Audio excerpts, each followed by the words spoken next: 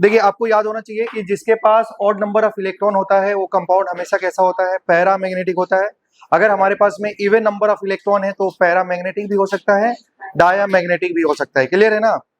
ठीक है। उसके बाद अब अगर हमारा क्वेश्चन दे दिया है पैरा मैग्नेटिक पूछ रहा है और सारे इलेक्ट्रॉन हमारे इवन इलेक्ट्रॉन है, तो आपको क्या करना पड़ेगा, देखना पड़ेगा कि वो एटम हमारा न्यूट्रल है या आयन है। अगर न्यूट्रल और आयन्स होंगे तो उसको हम लोग कैसे सॉल्व करने वाले हैं, इलेक्ट्रॉनिक कन्फिग्रेशन से। लेकिन अगर कोई भी कंपाउंड है भाई तो उसका स्ट्रक्चर बना के देखना पड़ेगा। अगर सारे इलेक्ट्रॉन पेयर्ड है तो क्या होगा, सारे इलेक्ट्रॉन पेयर्ड है तो डाया और अनपेयर्ड इलेक्ट्रॉन है तो पैरा। क्लियर है ना? आप थोड़ा सा ध्यान देंगे, अगर कोई कंपाउंड पैरा मैग्नेटिक है तो उसका मैग्नेटिक मोमेंट को निकालने का एक फॉर्मूला होता है जिसको हम लोग क्या बोलते हैं,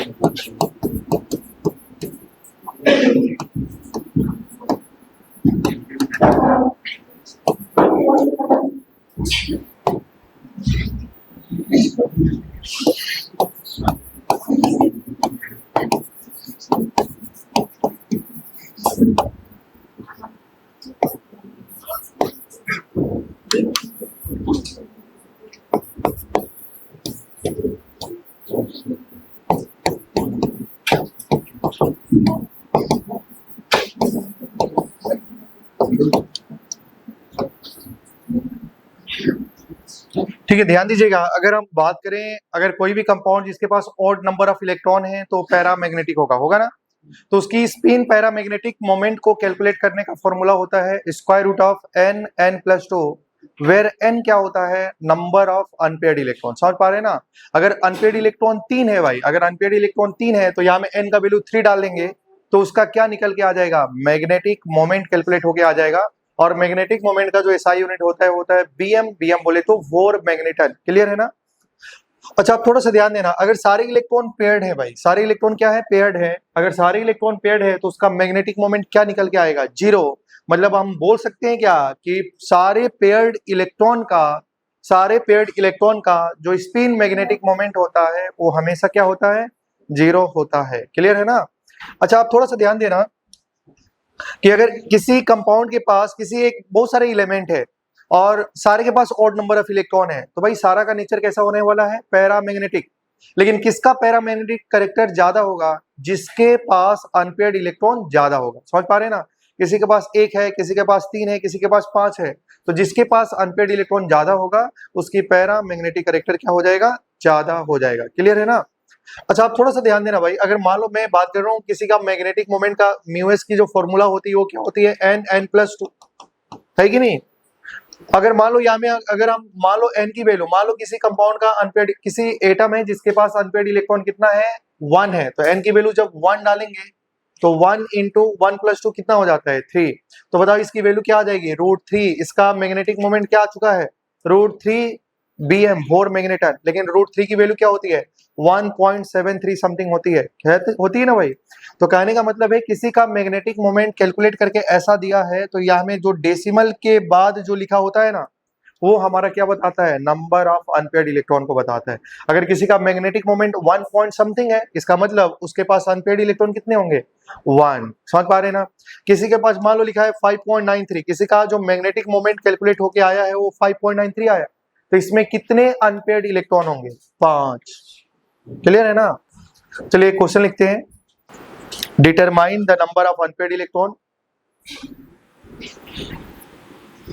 determine the number of unpaired electron from a magnetic nature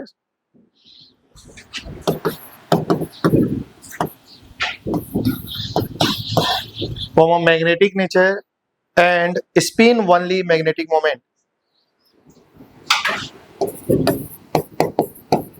spin only magnetic moment।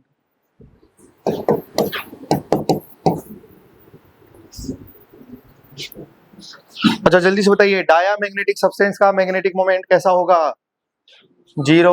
Dia magnetic substance का मैग्नेटिक मोमेंट जीरो। डाया मतलब वो सारे कैसे होंगे, पेयर्ड। अगर पेयर्ड होंगे तो उसका मैग्नेटिक मोमेंट सोडियम का, नियोन का, CH4 का, मैग्नीज का, इसका क्या क्या निकालना है? सबसे पहले आपको बताना है नंबर ऑफ अनपेयर्ड इलेक्ट्रॉन, है ना? तो आपको सबसे पहले यहाँ में क्या बताना है? Number of unpaired electron, unpaired electron. उसके बाद उसका क्या बताना है? अनपेयर्ड इलेक्ट्रॉन के बाद बताइए क्या बताना है?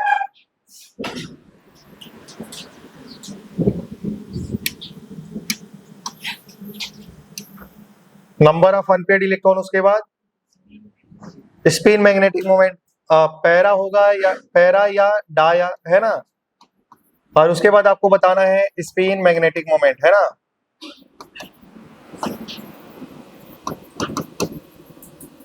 मतलब म्यू एस, है ना? तो ऐसा बताना है। तो चलिए ध्यान दीजिएगा, पैरा या डायना, उससे अच्छा आप लिख लीजिएगा उसका मैग्नेटिक नेचर बताना है, ठीक है? मैग्नेटिक में दोनों आ जाएगा। अच्छा बताइए, सोडियम कितना इलेक्ट्रॉन होगा भाई इसके पास? अरे भाई सोडियम कितना इलेक्ट्रॉन होगा? 11। Odd number, even number? Odd number. Odd number है तो 100% क्या होगा? Para magnetic. क्या होगा भाई? Para magnetic. लेकिन इसके पास कितने अनपेयर्ड इलेक्ट्रॉन है? अगर आप जानते हैं तो बताओ, इसके पास अनपेयर्ड इलेक्ट्रॉन कितना है? 1। 1 है कि नहीं है? है। अगर आप चाहें तो आप ऐसे भी लिख सकते थे 2 8 1। 2 भी पेयर है, 8 भी पेयर है, 1 ही तो अनपेयर्ड इलेक्ट्रॉन होगा, एक ही होगा। चलिए काउंट करिए, 1s2 2s2 2p6 3s1 होगा ना भाई? ये भी पेयर्ड, ये भी पेयर्ड, ये भी पेयर्ड, ये लास्ट जो है जो अनपेयर्ड है कि नहीं है? तो आप मुझे बताइए अनपेयर्ड इलेक्ट्रॉन कितना है? 1। अगर अनपेयर्ड इलेक्ट्रॉन 1 है तो बताओ पैरा होगा डाया होगा? पैरा मैग्नेटिक होगा। अगर पैरा मैग्नेटिक होगा तो इसका मैग्नेटिक मोमेंट कैसा होगा? रूट फॉर्मूला क्या होता है? Root of n, n+2। n की वैल्यू क्या डालने वाले हैं हम लोग? 1। तो क्या आ जाएगा? √3। तो आंसर क्या हो जाएगा? 1.3 बोर मैग्नेट। समझ पा रहे हैं? अच्छा बताइए, नियोन, नियोन में कितना इलेक्ट्रॉन है बताइए जल्दी से? नियोन के पास कितना इलेक्ट्रॉन? 10। अरे भाई कितना इलेक्ट्रॉन है? 10।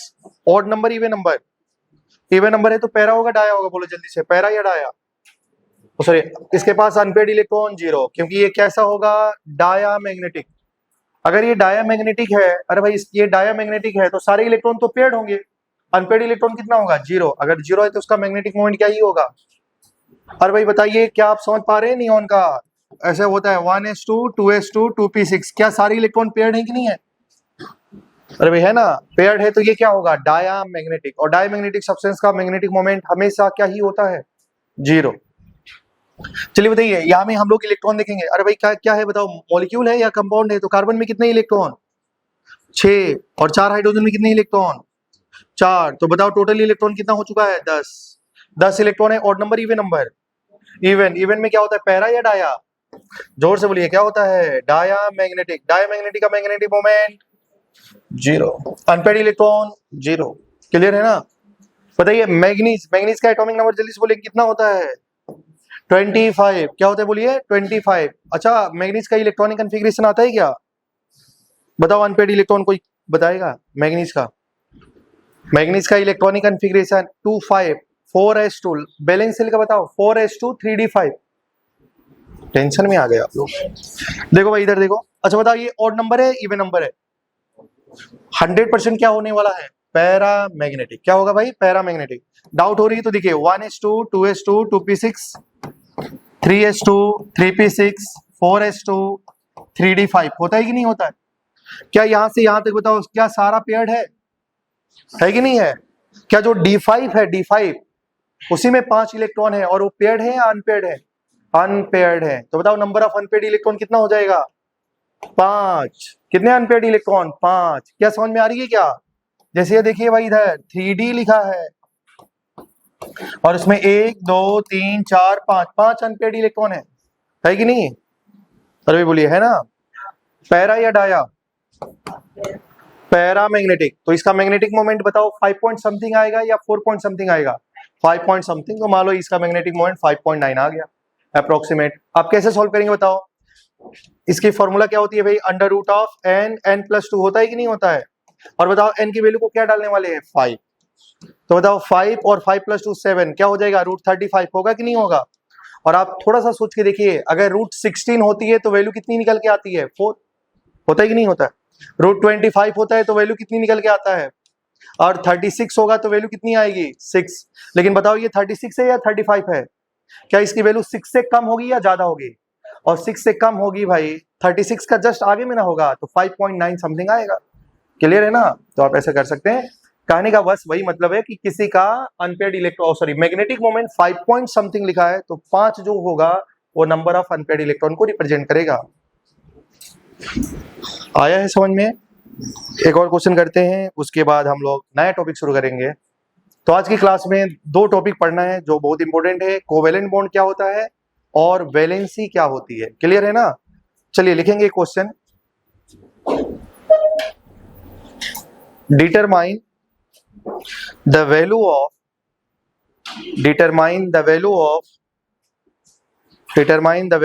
Unpaired electron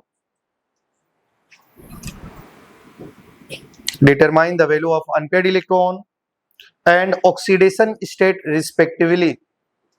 Determine the value of unpaired electron and oxidation state respectively for Fe plus X ion of its spin only magnetic moment. Determine the value of an unpaired electron and oxidation state respectively for Fe plus X ion if its spin only magnetic moment is 5.9 Bohr magneton spin magnetic moment क्या है 5.9 Bohr magneton. ठीक है, यहां में option number 1 2 3 4।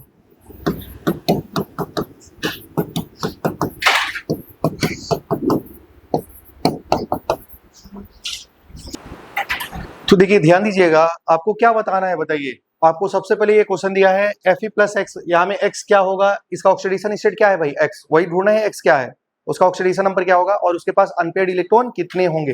तो बताइए यहाँ में कौन सा एलिमेंट दिया है भाई आयरन का एटॉमिक नंबर कितना होता है 26।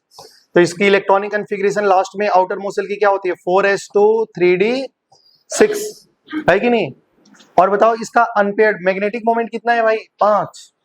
अगर मैग्नेटिक मोमेंट 5 है इसका मतलब उसमें अनपेयर्ड इलेक्ट्रॉन कितने होंगे 5।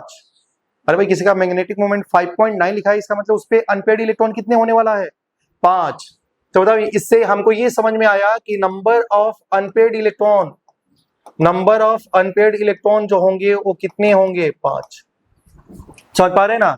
तो आंसर क्या हो गया, नंबर ऑफ अनपेयर्ड इलेक्ट्रॉन पूछा है ना, तो नंबर ऑफ अनपेयर्ड इलेक्ट्रॉन कितना हो जाएगा भाई 5। लेकिन क्या भी पूछा है साथ साथ में उसका ऑक्सीडेशन स्टेट। समझ पा रहे हैं ना? तो अगर मान लो भाई अगर हम Fe+1 की बात कर रहे हैं तो बताओ यहाँ में Fe+1 होगा तो क्या हो जाएगा बताइए 4s1 3d6। समझ पा रहे हैं ना? हो जाएगा कि नहीं हो जाएगा? हो जाएगा। तो देखिए भाई 4s और यहाँ में क्या हो जाएगा 3d, 1 2 3 4 5 6। अभी हमारे पास में बताओ टोटल अनपेयर्ड इलेक्ट्रॉन कितना है 5 है ना। क्या इसकी मैग्नेटिक मोमेंट 5 पॉइंट समथिंग आएगी कि नहीं आएगी? आएगी। अरे भाई आएगी ना। चलिए अगर हम बात करेंगे Fe+2 का तो बताओ क्या हो जाएगा 3d6। अरे भाई 2 इलेक्ट्रॉन निकालना है ना। और बताओ अगर हम बात करें 3d6 की तो 1 2 3 4 5 6। अरे भाई 3d6 की बात करेंगे तो अनपेयर्ड इलेक्ट्रॉन कितना आएगा 4। तो क्या इसका मैग्नेटिक मोमेंट 5.9 समथिंग आ सकता है क्या? नहीं आ सकता है। क्लियर है ना? अच्छा अगर हम बात करें भाई ध्यान देना इसमें +3 ऑक्सीडेशन स्टेट की बात करें तो 3 इलेक्ट्रॉन निकालना है तो 2 तो S से निकलेगा 1 D से निकलेगा। तो बताओ क्या हो जाएगा 3d5 हो जाएगा ना। और जब 3d5 होगा तो बताइए इसके पास अनपेयर्ड इलेक्ट्रॉन कितने 1 2 3 4 5। तो इसके पास अनपेयर्ड इलेक्ट्रॉन कितना 5। तो क्या इसका मैग्नेटिक मोमेंट भी क्या आएगा 5 पॉइंट समथिंग आएगा कि नहीं आएगा? तो इसका कितने आंसर है? अरे भाई अनपेयर्ड इलेक्ट्रॉन क्या आना चाहिए 5.9 और 5.9 तभी आ सकता है जब अनपेयर्ड इलेक्ट्रॉन 5 हो। तो अगर हम बात करते हैं Fe का इलेक्ट्रॉनिक कन्फिग्रेशन ऐसे लिखेंगे, मान लो इसमें से तुम एक इलेक्ट्रॉन निकालो तो इलेक्ट्रॉन तो आउटर मोस्ट शेल से निकलेगा तो 4s से निकला और 3d6 रहेगा। तो अब बताओ इसमें एक अनपेयर्ड इलेक्ट्रॉन है कि नहीं है? और यहाँ में कितना अनपेयर्ड इलेक्ट्रॉन है 4 और यहाँ में क्या हो गया 1। तो total number of unpaired electron 5 का मैग्नेटिक मोमेंट 5 पॉइंट समथिंग आएगा कि नहीं आएगा?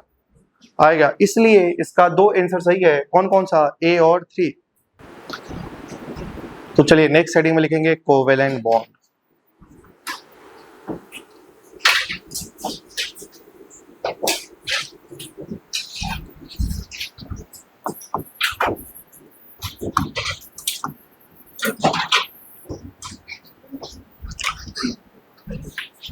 ठीक है भाई, ध्यान दीजिएगा। अच्छा, कोवेलेंट बॉन्ड से क्या समझ में आ रहा है? कोवेलेंट बॉन्ड बताओ, शेयरिंग वाला बॉन्ड है या शेयरिंग वाला है ना? कोवेलेंट बॉन्ड का मतलब क्या होता है? शेयरिंग वाला बॉन्ड है ना। और बताओ यहाँ में क्या होता है? इलेक्ट्रॉन का क्या होता है? ट्रांसफर होता है या शेयर होता है? तो आंसर इज म्यूचुअली शेयरिंग होती है। और बताओ इलेक्ट्रॉन का जो शेयरिंग होता है वो मेटल मेटल के बीच में होता है, मेटल नॉन मेटल के बीच में होता है, या नॉन मेटल के बीच में होता है? नॉन मेटल के बीच में इलेक्ट्रॉन की शेयरिंग होती है। क्लियर है ना? जैसे आप लोग जानते होंगे भाई कि अगर हाइड्रोजन है और ये हाइड्रोजन है, इसके पास एक इलेक्ट्रॉन है, इसके पास एक इलेक्ट्रॉन है, दोनों ने एक एक इलेक्ट्रॉन की शेयरिंग किया है ना। और ये जो बॉन्ड होगा वो कौन सा बॉन्ड होगा? Covalent bond. तो भाई यहाँ में इलेक्ट्रॉन की क्या हो रही है? शेयरिंग हो रही है। तो या तो आप शेयरिंग बोलिए या ओवरलैपिंग बोलिए, बात बराबर ही है। शेयरिंग या ओवरलैपिंग का मतलब सेम होता है। अच्छा, कैसे पता चलेगा कि शेयरिंग और ओवरलैपिंग सेम होता है? तो बताइए, इसका जब हम डायग्राम बनाएंगे तो बताइए, क्या ये हाइड्रोजन है, इसके आउटर मोशन में एक इलेक्ट्रॉन है, क्या इसका आउटर मोशन में एक इलेक्ट्रॉन है, क्या ये एक एक इलेक्ट्रॉन की शेयरिंग क्या होगा? तो बताओ, क्या यहाँ में ये वाला ओवरलैपिंग हो रही है कि नहीं हो रही है? हो रही है। तो जब भी बात किया जाए शेयरिंग या ओवरलैपिंग, दोनों का मतलब सेम होता है। अच्छा, कैसे पता चलेगा? और बताओ किसकी शेयरिंग होती है या किसकी ओवरलैपिंग होती है? ऑर्बिटल की। किसकी होती है भाई? ऑर्बिटल की। क्योंकि आप लोग आगे चल के पढ़ेंगे ना तो बहुत सारा टाइप का ओवरलैपिंग पढ़ाया जाएगा। एक्सियल ओवरलैपिंग है ना, head on overlapping, side wise overlapping, जिसमें सिग्मा और पाई बॉन्ड बताया जाएगा, है कि नहीं? और ओवरलैपिंग हमेशा ऑर्बिटल के बीच में ओवरलैपिंग हमेशा ऑर्बिटल के बीच में होता है। जैसे कि एसएस ओवरलैप करता है, एसपी ओवरलैप करता है, पीपी करता है, पीडी करता है। ये हम लोग आगे पढ़ने वाले हैं वैलेंस बॉन्ड थ्योरी में। ठीक है, तो कहने का ये मतलब है कि यहाँ में तो ओवरलैपिंग हो रही है। ओवरलैपिंग किसकी होती है? ऑर्बिटल की। किसकी होती है भाई? ऑर्बिटल की। जब हम बात करेंगे हाइड्रोजन, तो हाइड्रोजन का एटॉमिक नंबर कितना है भाई? 1। तो अगर 1 है तो इसका इलेक्ट्रॉनिक कन्फिगरेशन लिखा जाएगा, तो क्या ये 1s1 हो जाएगा? क्या ये भी बताओ, इसकी इलेक्ट्रॉनिक कन्फिगरेशन क्या हो जाएगा? 1s1 होगा। तो जब हम इसकी डायग्राम बनाएंगे तो एक ऑर्बिटल में एक इलेक्ट्रॉन है कि नहीं है? और बताओ कि इसके पास अनपेड इलेक्ट्रॉन है कि नहीं है? तो भाई इस दुनिया में जो कुछ भी आया है, जो कुछ भी है ना भाई, सबका मोटिव क्या होता है? अनपेयर्ड जो इलेक्ट्रॉन है ना भाई, उनका मोटिव होता है कि वो पेयर करेंगे। ठीक है, दुनिया में जो भी आया है उसका मेन मोटिव होता है पेयरिंग करना। क्या करना? पेयरिंग करना। तो क्या ये अनपेड इलेक्ट्रॉन है ना, तो ये क्या चाहेगा? पेयरिंग करना चाहेगा। क्या करना चाहेगा? पेयरिंग करना चाहेगा। इसलिए इसके ऑर्बिटल और इसके ऑर्बिटल पास में आएंगे और ओवरलैपिंग करेंगे। तो जब ये ओवरलैपिंग होगा ना भाई, जब ओवरलैपिंग होगा तो ये जो स्पिन है ना भाई, वो क्या हो जाएंगे?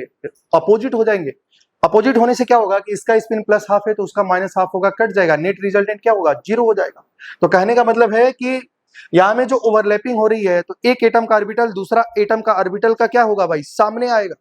और सामने आएगा तो बॉन्ड बनेगा। और ऐसे जो ओवरलैपिंग है इसमें बताओ क्या इलेक्ट्रॉन का शेयरिंग हो रहा है कि नहीं हो रहा है? हो रहा है। और ऐसे टाइप के बॉन्ड को हम लोग क्या बोलने वाले हैं? Covalent bond. समझ पा रहे हैं ना? कहने का मतलब है कि कोवेलेंट बॉन्ड, समझ में आ रहा है ना? कोवेलेंट बॉन्ड क्या होता है भाई? इलेक्ट्रॉन का शेयरिंग से बॉन्ड बनता है। शेयरिंग बोलो या ओवरलैपिंग बोलो, दोनों का मीनिंग सेम होता है। और ओवरलैपिंग किसका होता है? ऑर्बिटल का। और जो भी ऑर्बिटल में अनपेयर्ड इलेक्ट्रॉन है उनका इच्छा क्या है कि मेरे पास अनपेयर्ड इलेक्ट्रॉन है, मैं किसी के साथ में क्या करूंगा? पेयरिंग करूंगा। तो इस दुनिया में जो कुछ भी है वो सब क्या करना चाहता है? पेयरिंग। क्या करना चाहता है? पेयरिंग। हम पढ़ रहे हैं कोवेलेंट बॉन्ड। क्या पढ़ रहे हैं भाई? Covalent bond. ठीक है, तो भाई देखिए, कोवेलेंट बॉन्ड पढ़ने के लिए सबसे पहले आपको ये समझ में आना चाहिए कि कोवेलेंट बॉन्ड का डिफिनीशन क्या है। मैं इसके पहले जो समझा रहा था उसको यही समझा रहा था कि शेयरिंग और ओवरलैपिंग सेम होता है। क्लियर है ना? अच्छा, आप थोड़ा सा ध्यान दीजिएगा। कोवेलेंट बॉन्ड क्या होता है? Covalent bond is form between, क्या होता है बताइए? दो नॉन मेटल के बीच में क्या होता है? इलेक्ट्रॉन की म्यूचुअल शेयरिंग होती है। तो जो बॉन्ड बनता है उसको क्या बोलते हैं? कोवेलेंट बॉन्ड बोलते हैं। क्या बोलते हैं? Covalent bond. अभी डिफिनीशन लिखाया जाएगा, पहले ध्यान दीजिएगा। जैसे मान लो लिखा है H2O2N2, है ना? पहले डिफिनेशन लिख लीजिए, लिखिए। Covalent bond is form by mutual sharing of electron. Covalent bond is form by mutual sharing of electron between two atom. ठीक है, अब ध्यान दीजिएगा। जैसे मान लो यहाँ में लिखा है H2O2N2। ठीक है, समझ पा रहे हैं ना? अब कॉपी नहीं करेंगे, पहले बोर्ड पे ध्यान दीजिएगा। मान लो ये H2 है तो भाई ये इसके पास एक इलेक्ट्रॉन है, इसके पास एक इलेक्ट्रॉन है, दोनों ने एक एक इलेक्ट्रॉन की शेयरिंग किया और यहाँ में कौन सा बॉन्ड बन चुका है? Covalent bond. और यहाँ में देखिए हाइड्रोजन हाइड्रोजन का बीच में कौन सा बॉन्ड बना है, सिंगल कोवेलेंट बॉन्ड बना है ना। ठीक है, अगर हम बात करें भाई देखिए इधर ऑक्सीजन और नाइट्रोजन की बात करने वाले हैं, तो बताइए ऑक्सीजन का आउटर मोस्ट शेल में कितना, क्योंकि कौन सा इलेक्ट्रॉन बॉन्ड फॉर्मेशन में पार्टिसिपेट करता है, आउटर मोस्ट शेल वाला, है ना। तो ऑक्सीजन का आउटर मोस्ट शेल में कितना इलेक्ट्रॉन है, 6, एटॉमिक नंबर होता है 8, इलेक्ट्रॉनिक कॉन्फ़िगरेशन 2,6, तो वैलेंस शेल में 6 इलेक्ट्रॉन होता है। तो ऑक्सीजन ने अपना 6 इलेक्ट्रॉन में 2 इलेक्ट्रॉन को यहाँ में रखा, दूसरा ऑक्सीजन इसके पास 6 इलेक्ट्रॉन है। क्लियर है ना भाई, दोनों ने इसका ऑक्टेट कंप्लीट होने के लिए 2 इलेक्ट्रॉन की कमी है, इसको भी 2 इलेक्ट्रॉन चाहिए, दोनों ने 2-2 इलेक्ट्रॉन की शेयरिंग किया और यहाँ में कौन सा बॉन्ड बन गया, डबल बॉन्ड। कौन सा, डबल बॉन्ड। अगर हम नाइट्रोजन की बात करें तो नाइट्रोजन का वैलेंस शेल में कितना इलेक्ट्रॉन होता है, 5, और दूसरा नाइट्रोजन के वैलेंस शेल में भी कितना इलेक्ट्रॉन होगा, 5। इनको कितना चाहिए, 3, और इनको कितना चाहिए, 3। तो इन्होंने इलेक्ट्रॉन की शेयरिंग किया और कोवेलेंट बॉन्ड बना लिया। ठीक है, पहले ऐसा माना जाता था, अकॉर्डिंग टू लुईस थ्योरी, पहले ऐसा माना जाता था कि जो कोई भी एलिमेंट बॉन्ड का फॉर्मेशन क्यों करता है, पहले ऐसा माना जाता था अकॉर्डिंग टू लुईस थ्योरी कि कोई भी एलिमेंट बॉन्ड का फॉर्मेशन इसलिए करता है ताकि वो अपना ऑक्टेट कंप्लीट करे। समझ पा रहे हैं ना। तो ये कोवेलेंट बॉन्ड इसलिए बना, ये बॉन्ड का फॉर्मेशन इसलिए पार्टिसिपेट कर रहा है, बॉन्ड फॉर्मेशन में पार्टिसिपेट इसलिए कर रहा है कि इसका ऑक्टेट कंप्लीट हो जाए। क्या बताओ, ऑक्सीजन का ऑक्टेट कंप्लीट हुआ कि नहीं हुआ, हुआ। क्या इसका नाइट्रोजन का ऑक्टेट कंप्लीट हुआ कि नहीं हुआ, हाइड्रोजन का डुप्लेट कंप्लीट हो गया। इसलिए ये बॉन्ड फॉर्मेशन में पार्टिसिपेट इसलिए कर रहे हैं ताकि इनका ऑक्टेट कंप्लीट हो जाए। लेकिन ये बात बिल्कुल भी सही नहीं है। बहुत सारे कंपाउंड ऐसे होते हैं जो बॉन्ड फॉर्मेशन में पार्टिसिपेट करते हैं लेकिन उनका ऑक्टेट कंप्लीट नहीं होता है। इसलिए तो मैं आपको पहले पढ़ाया था ना, हाइपोवेलेंट कंपाउंड है कि नहीं, हाइपरवेलेंट कंपाउंड। जैसे कि अगर हम बात करें जैसे BCl3, क्या ये तो बॉन्ड फॉर्मेशन में पार्टिसिपेट कर रहे हैं लेकिन इसका ऑक्टेट कंप्लीट नहीं हुआ। तो क्या पहले ऐसा माना जाता था कि जो भी एलिमेंट बॉन्ड फॉर्मेशन में पार्टिसिपेट कर रहे हैं बॉन्ड इसलिए बनाएंगे ताकि उनका ऑक्टेट कंप्लीट हो जाए, लेकिन ये बात सही नहीं है। तो क्या रीजन हो सकता है भाई बॉन्ड बनाने का, है कि नहीं, समझ पा रहे हैं ना। तो इसके पीछे लॉजिक देखा गया कि लॉजिक क्या है, तो लॉजिक यही निकल के आया कि जिसके पास अनपेयर्ड इलेक्ट्रॉन होंगे, अरे भाई जिसके पास अनपेयर्ड इलेक्ट्रॉन होंगे, तो बताओ अनपेयर्ड इलेक्ट्रॉन क्या करना चाहेगा, पेयरिंग। अभी ना बताया था कि दुनिया में जो कुछ भी आया है वो सब क्या करना चाहता है, पेयरिंग। तो अगर मान लो ये बॉन्ड बनाया, इसका डुप्लेट कंप्लीट हो गया, ये बॉन्ड बनाया, इसका ऑक्टेट कंप्लीट हो गया, समझ पा रहे हैं ना। तो ऐसे बहुत सारे, बहुत हजारों कंपाउंड होंगे भाई जो बॉन्ड तो बना रहे हैं लेकिन उनका ऑक्टेट कंप्लीट नहीं है। लेकिन इसमें क्या खास बात है भाई, ये तो बॉन्ड भी बनाया और इसका ऑक्टेट भी कंप्लीट हो गया, है ना। तो इसके पीछे लॉजिक देखा गया, और वो लॉजिक क्या है, ध्यान दीजिएगा।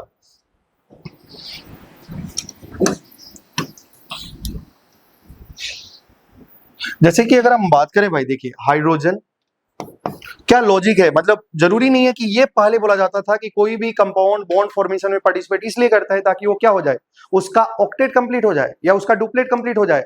लेकिन PCl5 का ऑक्टेट कंप्लीट नहीं होता है तभी भी वो बॉन्ड बनाता है। तो ये बोलना तो सही नहीं है, पहले ऐसा बोला जाता था, है कि नहीं। तो उसका मेन रीजन क्या है, मेन लॉजिक क्या है कि कोई भी एलिमेंट बॉन्ड फॉर्मेशन में पार्टिसिपेट क्यों करता है कि नहीं। तो उसका लॉजिक ये है कि बताइए अगर हाइड्रोजन है तो हाइड्रोजन का एटॉमिक नंबर कितना है भाई, 1। तो अगर हम इसकी बात करेंगे तो इसका इलेक्ट्रॉनिक कॉन्फ़िगरेशन क्या हो जाएगा, 1s। तो अगर इसमें देखा जाए तो क्या 1s का इलेक्ट्रॉन ऐसा होगा कि नहीं होगा, होगा। मतलब इसके पास एक अनपेयर्ड इलेक्ट्रॉन है, क्या है भाई बोलिए, एक अनपेयर्ड इलेक्ट्रॉन है। क्या आप समझ पा रहे हैं ना। अगर भाई इसके पास एक अनपेयर्ड इलेक्ट्रॉन है तो क्या ये अनपेयर्ड इलेक्ट्रॉन क्या करना चाहेगा, पेयरिंग। क्या करना चाहेगा, पेयरिंग। और पेयरिंग करेगा तो भाई एक ही तो पेयर बना सकता है, तो इन दोनों का बीच में एक कोवेलेंट बॉन्ड बनेगा। क्या बनेगा, एक कोवेलेंट बॉन्ड बनेगा। तो इसलिए हाइड्रोजन एक कोवेलेंट बॉन्ड बनाता है, उसका रीजन ये नहीं होता है कि उसका डुप्लेट कंप्लीट हो जाए। अगर वो बॉन्ड बना रहा है, डुप्लेट कंप्लीट हो जाए तो अच्छी बात है। कोई भी बॉन्ड फॉर्मेशन में पार्टिसिपेट कर रहा है, उसका ऑक्टेट कंप्लीट हो जाए तो और अच्छी बात है, ना हो तो उससे कोई फर्क नहीं पड़ता है। क्लियर है ना भाई। बॉन्ड इसलिए बनता है कि अगर अनपेयर्ड इलेक्ट्रॉन है तो पेयरिंग कराएंगे, समझ पा रहे हैं ना। अच्छा, तो यहां में बताओ हाइड्रोजन एक कोवेलेंट बॉन्ड बनाया, उसका रीजन ये था कि क्योंकि हाइड्रोजन के पास एक अनपेयर्ड इलेक्ट्रॉन थे, समझ पा रहे हैं ना। अच्छा, ऑक्सीजन में भाई, ऑक्सीजन की बात करेंगे तो ऑक्सीजन का एटॉमिक नंबर होता है 8। इलेक्ट्रॉनिक कॉन्फ़िगरेशन बताइए क्या हो जाएगा, 1s2 2s2 2p4।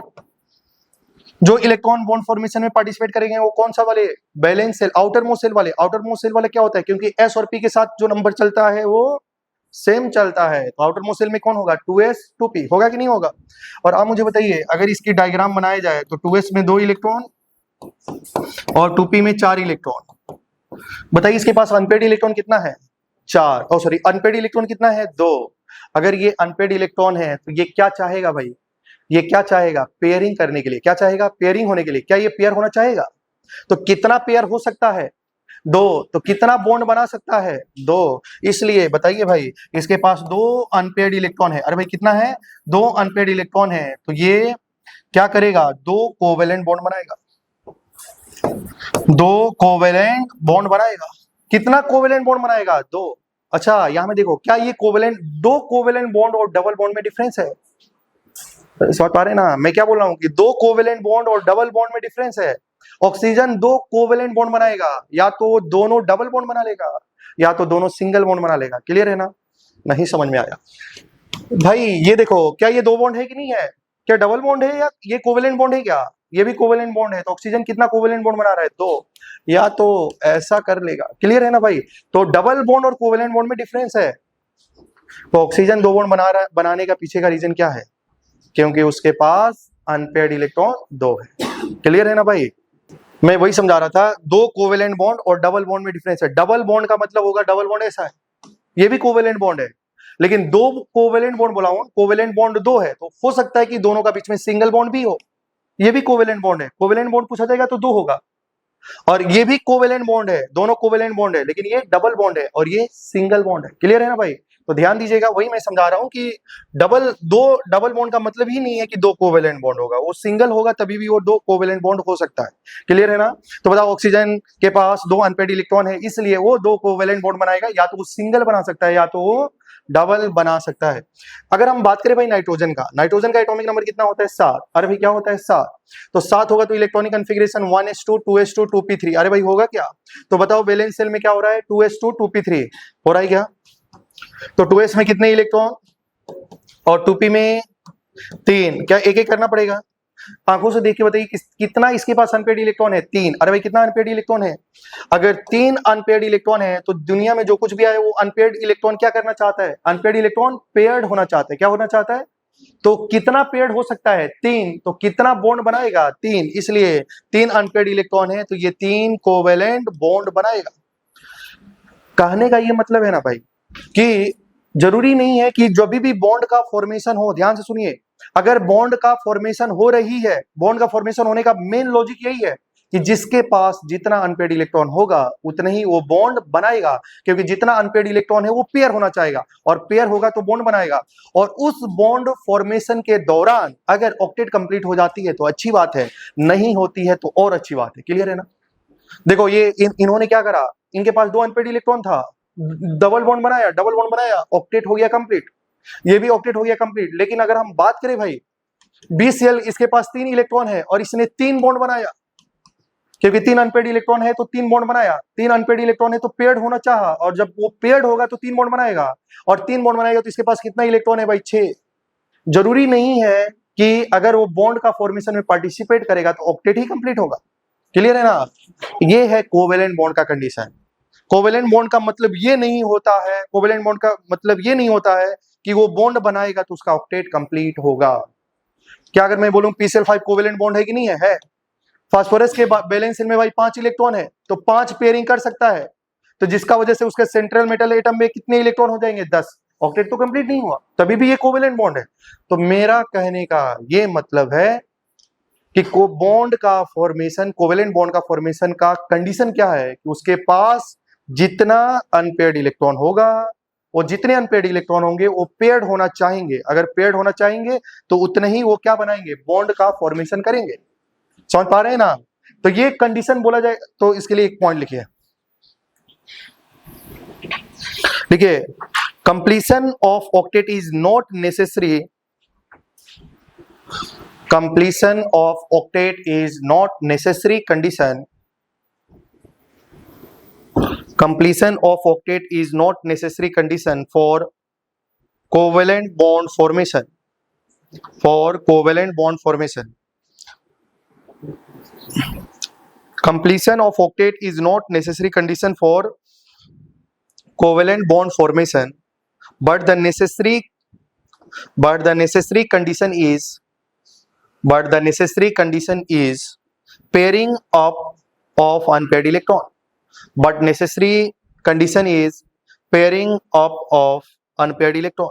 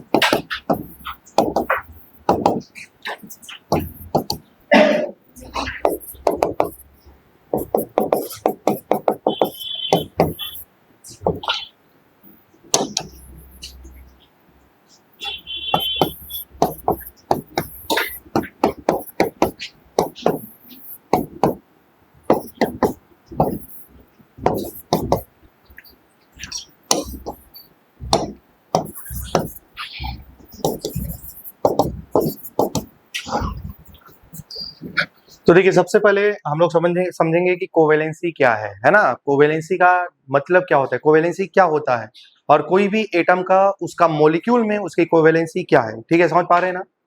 जैसे मान लो लिख दिएगा CO2 में कार्बन का कोवेलेंसी क्या है, क्लियर है ना भाई। तो कोई भी एटम का उसके मॉलिक्यूल में कोवेलेंसी क्या होता है। और हम लोग इस टॉपिक में क्या पढ़ना चाहेंगे, ये एक टॉपिक होता है भाई कि कौन सा कंपाउंड या कौन सा मॉलिक्यूल एग्जिस्ट करता है, कौन सा मॉलिक्यूल एग्जिस्ट नहीं करता है। ये टॉपिक काफी लेंदी होता है। अब ये नहीं कि जस्ट मैंने आज शुरुआत किया, ये मॉलिक्यूल एग्जिस्ट करेगा, ये नहीं होगा और आज ही खत्म हो जाएगा, ऐसा नहीं है। शुरुआत आज हुआ है और इनऑर्गेनिक जब खत्म होगा तब ये टॉपिक खत्म हो जाएगा। समझ पा रहे हैं ना कि कौन सा मॉलिक्यूल एग्जिस्ट करेगा, कौन सा मॉलिक्यूल एग्जिस्ट नहीं करेगा। अभी हमारा इस टॉपिक में भी आ रहा है, केमिकल बॉन्डिंग में भी आ रहा है। जब हम पी ब्लॉक पढ़ेंगे तो वहां भी आएगा कि ये मॉलिक्यूल एग्जिस्ट करता है, ये नहीं करता है। डी ब्लॉक में भी आएगा, एफ ब्लॉक में भी आएगा। मतलब पूरा इनऑर्गेनिक केमिस्ट्री में आते रहेगा कि कौन सा कंपाउंड एग्जिस्ट करता है, कौन सा कंपाउंड नहीं करता है। इसका मतलब ये टॉपिक काफी लेंदी है। समझ पा रहे हैं ना। तो जहां में जो आएगा उसको आपको पढ़ाया जाएगा। जैसे कि आप लोग जनरली जानते होंगे भाई कि जैसे आपको बोला जाता है कि जो फास्फोरस होता है PCl5 एग्जिस्ट करता है। ऐसा आप लोग बहुत बार क्वेश्चन सुने होंगे कि PCl5 तो क्या होता है, एग्जिस्ट करता है, लेकिन NCl5 एग्जिस्ट नहीं करता। PCl5 तो एग्जिस्ट एक ही ग्रुप के मेंबर है, nitrogen, phosphorus, arsenic, antimony, bismuth. लेकिन फास्फोरस के साथ में 5 क्लोरीन अटैच हो जाता है, लेकिन नाइट्रोजन के साथ में 5 क्लोरीन अटैच नहीं होता है। मतलब ये कंपाउंड एग्जिस्ट नहीं करता, ये कंपाउंड एग्जिस्ट करता है। ये सब कुछ हम लोग आज की क्लास में पढ़ने वाले हैं। समझ पा रहे हैं ना। तो इसमें 2 प्रकार की क्वेश्चन बनता है। पहला कि एक ही कंपाउंड के डिफरेंट न्यूट्रल मॉलिक्यूल दे दिया जाएगा और उसमें उसकी वैलेंसी को, उसकी कोवैलेंसी को चेक करना होगा। समझ पा रहे हैं ना। एक ही एलिमेंट होगा कार्बन, जैसे क्या होगा, कार्बन होगा, कार्बन के अलग अलग जैसे CF2, Cl2, समझ पा रहे हैं ना, CCl2, CF2, CH2, इसमें देके उसकी कोवैलेंसी पूछा जाएगा। मतलब कि एक एलिमेंट का डिफरेंट कंपाउंड का, लेकिन वो कंपाउंड कैसे होने चाहिए भाई, न्यूट्रल। तो उसमें उसकी कोवैलेंसी कैसे निकालेंगे। और दूसरा टाइप का क्वेश्चन होगा कि उसी का आयंस का कैसे कोवैलेंसी चेक किया जाएगा। क्या मैं जो बोल रहा हूं समझ में आ रही है। अरे भाई ऐसे ही तो बोल रहा हूं मैं। ऐसे कार्बन है कि नहीं है, क्या सब न्यूट्रल है कि नहीं है। मतलब एक एलिमेंट न्यूट्रल होगा, उसके डिफरेंट कंपाउंड के, न्यूट्रल कंपाउंड के कोवैलेंसी कैसे निकालना होगा। अब इसी का अगर आयंस आ जाए तो उसमें उसकी कोवैलेंसी को कैसे चेक करना है। क्या समझ पा रहे हैं ना। ठीक है, तो सबसे पहले हम लोग जानेंगे ना कि कोवैलेंसी क्या है, कोवैलेंसी का डिफिनीशन क्या होता है। तो कोवैलेंसी जनरली जो होगा, और यहाँ में हम लोग जो कौन सी बॉन्ड के बारे में बात कर रहे होंगे, कोवैलेंट बॉन्ड के बारे में बात कर रहे होंगे। किसके बारे में बात कर रहे होंगे, कोवैलेंट बॉन्ड। अच्छा बताइए, कोवैलेंट बॉन्ड जो बनता है क्या वो नॉन मेटल के बीच में बनता है कि नहीं बनता है, बनता है। तो यहाँ में ध्यान दीजिएगा, तो इसका मतलब यहाँ में नॉन मेटल होगा और नॉन मेटल होगा, तभी तो दोनों के बीच में कौन सा बॉन्ड बनने वाला है, कोवैलेंट बॉन्ड बनेगा। अच्छा, इसमें क्या होगा कि एक जो होगा हमारा वो सेंट्रल एटम होगा और दूसरा क्या होगा भाई, साइड एटम होगा। मतलब एक नॉन मेटल ऐसे होंगे जो सेंट्रल एटम होंगे, मतलब बीच में होंगे, और दूसरा जो होगा वो क्या होगा, साइड एटम। जैसे कि कहने का मतलब है CH2 लिखा है, तो सेंटर पे कौन है? कार्बन, और साइड में क्या है? हाइड्रोजन। तो कार्बन भी नॉन मेटल है, हाइड्रोजन भी नॉन मेटल है, तो कार्बन एक क्या होगा भाई? सेंट्रल एटम, और दूसरा हाइड्रोजन क्या हो जाएगा? Side atom. तो कहने का मतलब है कि जो सेंट्रल और साइड एटम होगा वो दोनों में से क्या ही होगा? Non metal. दोनों तो क्या ही होगा भाई? नॉन मेटल ही होगा। तो कहने का मतलब है कि जो सेंट्रल एटम होता है ना भाई, सेंट्रल एटम, वो जनरली हमारा सेकेंड पीरियड का या तो थर्ड पीरियड का होता है भाई। जनरली क्या होता है भाई? सेकेंड पीरियड का या तो थर्ड पीरियड का होता है। थर्ड सेकेंड पीरियड की बात करेंगे तो कार्बन, नाइट्रोजन, ऑक्सीजन, ये समझ पा रहे हैं ना? और यह क्लोरीन तो नहीं, फ्लोरीन है ना? फ्लोरीन हमारा सेंट्रल एटम नहीं हो सकता, आगे चल के हम लोग देखेंगे। तो सेकेंड पीरियड का जो एलिमेंट होगा या तो कार्बन होगा या नाइट्रोजन होगा या ऑक्सीजन होगा। क्लियर है भाई? ये ज्यादातर हमारा, इसकी हम लोग कोवेलेंसी के बारे में बात करेंगे, क्योंकि यही हमारे जो एलिमेंट होंगे वो ज्यादा क्या बनाएंगे भाई? कोवेलेंट कंपाउंड बनाएंगे। ठीक है? या तो थर्ड पीरियड की बात करेंगे तो फास्फोरस हो सकता है, नाइट्रोजन फास्फोरस हो सकता है, ऑक्सीजन सल्फर हो सकता है, समझ पा रहे हैं ना? क्लोरीन आ सकता है। क्लियर है ना? या यहाँ में कार्बन का नीचे में क्या हो सकता है? सिलिकॉन। ये हमारा कौन सा पीरियड का मेंबर है भाई? थर्ड पीरियड का। और ये कौन सा भाई? सेकेंड पीरियड का। यही ज्यादातर क्या होंगे भाई? सेंट्रल एटम का जैसे एक्ट करेंगे, और इन्हीं की कोवेलेंसी हम लोग चेक करने वाले हैं। इसलिए पहले मैंने क्या लिखा था? कार्बन लिखा था। क्लियर है ना? अच्छा, क्या होता है समझ में आ रही है क्या? कहने का मतलब है कि जब भी कोवेलेंसी चेक किया जाएगा, कोवेलेंसी का मतलब क्या होता है? Number of bond form between any atom in its ground state और एनी एक्साइटेड स्टेट। कोई भी एटम अपना ग्राउंड स्टेट में या एक्साइटेड स्टेट में कितना बॉन्ड बनाता है, वही उसकी कोवेलेंसी होती है। समझ पा रहे हैं ना? कोई भी एटम अपने ग्राउंड स्टेट में या एनी एक्साइटेड स्टेट में कितना बॉन्ड बनाता है, उसी को क्या बोलते हैं? Covalency.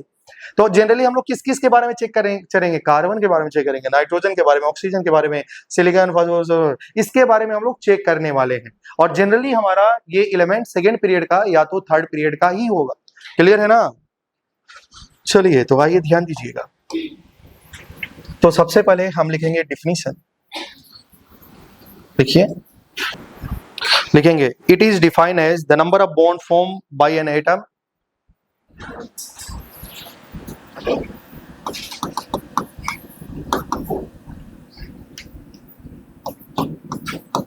number of bond formed by an atom in its ground state or excited.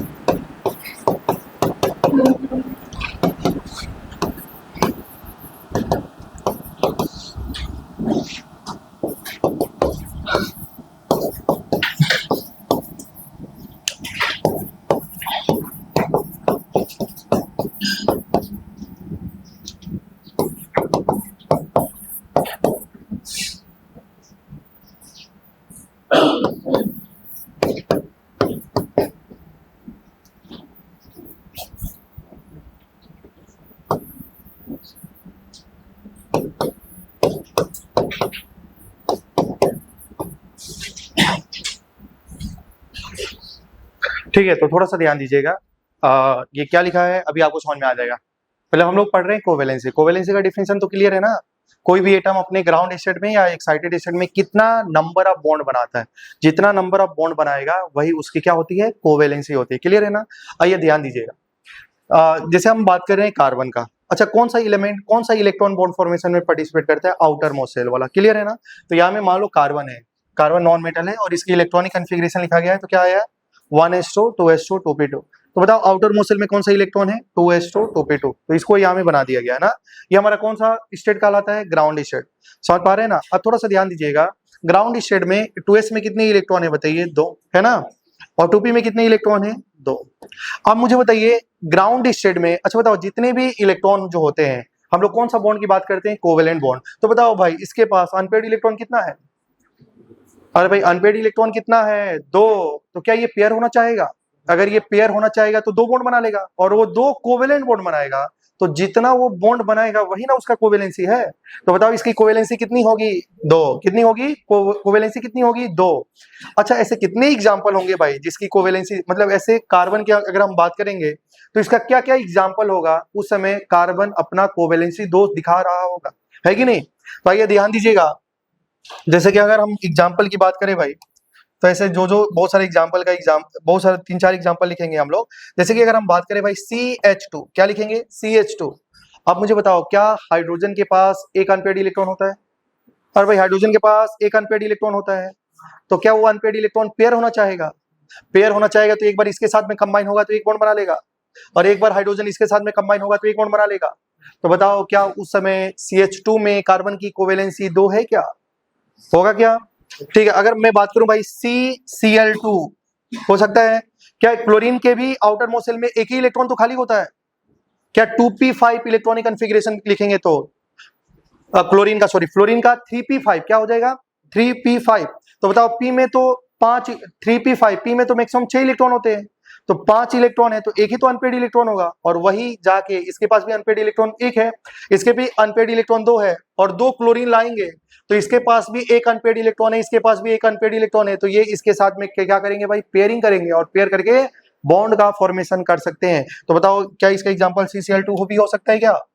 क्या CF2 भी हो सकता है क्या? हो सकता है। इस समय इसकी कार्बन की कोवेलेंसी कितनी आएगी भाई? 2। अब देखो एक रूल होता है, एक रूल का नाम होता है सिडविक रूल, इसके बारे में हम लोग लिखने वाले नहीं। सिडविक रूल ये बोलता है ना कि कोई भी एलिमेंट जिनके, अच्छा बताओ यहाँ में क्या बताओ 2s के पास 2 इलेक्ट्रॉन है क्या? मतलब क्या ये लोन पेयर है क्या? है, क्या है? लोन पेयर है, क्या है बोलिए? लोन पेयर है ना? क्या ये इलेक्ट्रॉन बॉन्ड फॉर्मेशन में पार्टिसिपेट कर रहे हैं क्या? जो इलेक्ट्रॉन बॉन्ड फॉर्मेशन में पार्टिसिपेट नहीं करता है उसको क्या बोलते हैं? Lone pair. अरे भाई अनपेयर्ड इलेक्ट्रॉन ये ना है तो यही ना बॉन्ड बनाएगा, समझ पा रहे हैं ना? ये इलेक्ट्रॉन बॉन्ड फॉर्मेशन में पार्टिसिपेट नहीं कर रहा है, क्या है भाई? Lone pair. क्या है बोलिए? तो बताओ क्या ये लोन पेयर है ना? According to Sidgwick rule, Sidgwick rule बोलता है कि कोई भी एलिमेंट के आउटर मोस्ट सेल में अगर लोन पेयर है, क्या है बोलिए? लोन पेयर है। कोई भी एलिमेंट के आउटर मोस्ट सेल में लोन पेयर है, उसी सेम आउटर मोस्ट सेल में एक डब्बा खाली है, क्या है? ऑर्बिटल खाली है, तो उस इलेक्ट्रॉन लोन पेयर को वैकेंट ऑर्बिटल में प्रमोट किया जा सकता है। क्लियर है ना? ध्यान से सुनिए। क्या ये दोनों का सेल सेम होना चाहिए? सब सेल सेम हो ऐसा जरूरी नहीं है। अरे भाई ये भी सेकेंड सेल का है क्या? क्या इसका भी सेल नंबर सेम है क्या? 2। क्या दोनों सेकेंड पीरियड के एलिमेंट है क्या? क्या दोनों का सेल नंबर 2 है क्या? तो सिडविक के अनुसार कोई भी एलिमेंट जिसके आउटर मोस्ट सेल में, कोई भी एलिमेंट के आउटर मोस्ट सेल में एक लोन पेयर है, क्या है भाई? लोन पेयर है, और उसी सेम सेल में खाली डब्बा है, तो उस लोन पेयर को प्रमोट किया जा सकता है। समझ पा रहे हैं ना भाई? देखो यहाँ में जो एक्साइटेड स्टेट लिखा है वो गलत है। एक्साइटेड स्टेट का मतलब होता है इलेक्ट्रॉन का एक सेल से दूसरा सेल में चला जाना। समझ पा रहे हैं ना? लेकिन बुक भी यही लिखता है तो हम लोग भी यही लिखेंगे, लेकिन होना क्या चाहिए था? प्रमोशन। क्लियर है ना भाई? मतलब सेम सेल का सेम सेल में इलेक्ट्रॉन का ट्रांसफर होना। समझ पा रहे हैं क्या आप लोग? चलिए ध्यान दीजिएगा। अगर मैं बोलूं भाई हमारे पास लोन पेयर है 2s में, अरे भाई लोन पेयर कहां में है? 2s में। खाली डब्बा 3s, खाली डब्बा 3p में है, क्या ट्रांसफर हो सकता है? नहीं, सेम सेल का सेम सेल में होगा। समझ पा रहे हैं क्या आप लोग? इसी को सिडविक रूल बोलते हैं। इतना इंपॉर्टेंट नहीं है कि मैं इसको लिखा हूं, ठीक है? मुझे लगा आपको समझ में आ गया। आइए ध्यान दीजिएगा। तो बताओ भाई क्या इसके पास लोन पेयर है? अरे भाई देखिए इधर, देखिए इधर लोन पेयर है क्या? क्या इसमें खाली डब्बा है? तो क्या इस लोन पेयर का यहाँ में ट्रांसफर हो जाएगा? जब ट्रांसफर हो जाएगा तो बताओ कुछ इलेक्ट्रॉन ऐसे हो जाएंगे, और इलेक्ट्रॉन अगर ऐसे हो गए तो बताओ इसके पास अनपेड इलेक्ट्रॉन कितना है? अगर अनपेड इलेक्ट्रॉन 4 है तो बॉन्ड कितना बनाएगा? 4। तो इसकी कोवेलेंसी कितनी हो गई? 4। और भाई कोवेलेंसी कितनी हो गई? 4। समझ पा रहे हैं क्या? जैसे कि अगर हम बात करें भाई, देखो क्या 4 अनपेड आएगा इसके साथ में बॉन्ड का फॉर्मेशन कर सकता है? जैसे कि एग्जांपल CH4 हो सकता है क्या? क्योंकि हाइड्रोजन, एक हाइड्रोजन के पास एक अनपेड इलेक्ट्रॉन है, तो ऐसे 4 हाइड्रोजन आएंगे, इसके साथ में पेयर हो जाएंगे। हाइड्रोजन क्यों आएगा? वो भी उसके पास भी तो अनपेड इलेक्ट्रॉन है, और सारे अनपेड इलेक्ट्रॉन क्या होना चाहते हैं? पेयर्ड। तो समझ पा रहे हैं? बताओ क्या मैं CCl4 लिख सकता हूं? ऐसे बहुत सारे एग्जांपल हो जाएंगे कि नहीं? अच्छा बताओ क्या मैं CO4 लिखूंगा? नहीं। CO2 लिखूंगा तो काम चलेगा क्या? अच्छा वैलेंसी क्या होता है? क्या इसको देख के वैलेंसी डिसाइड करते हैं क्या? हाइड्रोजन 4 लिखा है तो 4 वैलेंसी होगा, कोवेलेंसी। ये 4 है तो 4 उसकी कोवेलेंसी होगी, या मैं 2 लिखा है तो उसका कोवेलेंसी 2 होगा। ऐसा नहीं होता है। इसके अंदर में कितना बॉन्ड है वही ना कोवेलेंसी होता है। अगर बताओ एक ऑक्सीजन के पास 2 अनपेड इलेक्ट्रॉन होता है क्या? क्या एक ऑक्सीजन के पास कितने अनपेड इलेक्ट्रॉन? 2। तो मान लो एक ऑक्सीजन जब आएगा तो क्या ये 2 अनपेड इलेक्ट्रॉन के साथ में बॉन्ड बना लेगा, और दूसरा ऑक्सीजन आएगा तो 2 अनपेड इलेक्ट्रॉन बना लेगा, बॉन्ड बना लेगा। तो बताओ क्या बनेगा? CO2। क्योंकि एक ऑक्सीजन के पास 2 अनपेड इलेक्ट्रॉन होता है, तो भाई 2 ऑक्सीजन के पास 4 अनपेड इलेक्ट्रॉन होगा। मतलब CO2 में कितना बॉन्ड है? 2 बॉन्ड है कि 4 बॉन्ड है? वो टेंशन बताता भी नहीं है। अरे डबल बॉन्ड ऐसा होता है क्या CO2 में? तो नंबर ऑफ बॉन्ड 1 है, 2 है, 4 है? 4 है। बताओ कोवेलेंसी कितनी होगी? 4। कोई भी एलिमेंट कितना बॉन्ड बनाता है वही ना उसका कोवेलेंसी होता है ना। अच्छा बताओ यहाँ में इसकी कोवेलेंसी कितनी है? 2। ग्राउंड स्टेट में कोवेलेंसी 2, यहाँ में इसकी कोवेलेंसी, तो मैंने क्या बोला था? अच्छा बताओ क्या ये कंपाउंड, मैंने क्या बोला था कि कोई भी सेम एलिमेंट का डिफरेंट कंपाउंड में उसकी कोवेलेंसी को चेक करते हैं, और वो कंपाउंड कैसा होता है? न्यूट्रल वाला, और दूसरा किस क्या होता है? चार्ज वाला। तो अभी हम जो पढ़ रहे हैं वो न्यूट्रल कंपाउंड में पढ़ रहे हैं। किसमें पढ़ रहे हैं भाई? न्यूट्रल कंपाउंड में। अच्छा बताओ क्या ये CH2 CCl2 CF2 कैसे कंपाउंड है? न्यूट्रल है या चार्ज है? न्यूट्रल। क्या ये compound CH4 CCl4 CO2 neutral है क्या? तो बताओ क्या न्यूट्रल से न्यूट्रल में जा रहा है क्या? तो जब भी कोई भी एलिमेंट न्यूट्रल से न्यूट्रल में जाएगा और अपना बैलेंसी अपना कोवेलेंसी को जब एक्सपेंड करेगा तो वो कोवेलेंसी हमेशा 2 से एक्सपेंड होगी। It will be expanded by the value of 2। नहीं समझ में आया? मेरा कहने का मतलब है कि ना कोई भी मॉलिक्यूल, कोई भी कंपाउंड, कोई भी न्यूट्रल कंपाउंड, सेम एलिमेंट के बहुत सारे कंपाउंड हो सकते हैं ना न्यूट्रल, सेम एलिमेंट के बहुत सारे न्यूट्रल कंपाउंड होंगे। जब वो अपना कोवेलेंसी को एक्सपेंड करेगा, जब भी वो अपना कोवेलेंसी को एक्सपेंड करेगा तो वो वैल्यू हमेशा 2 से बढ़ेगी। कितना से? अगर मान लो ये इसका कोवेलेंसी शुरुआत में 1 होता और ये अपना वैलेंसी को एक्सपेंड कर देता तो वैल्यू फिर कितने में आ जाती? अगर उस समय उसकी कोवेलेंसी 1 है तो जब एक्सपेंड करेगा तो क्या होगा? 3। अगर 3 है तो 5, 5 है तो 7। समझ पा रहे हैं क्या आप लोग?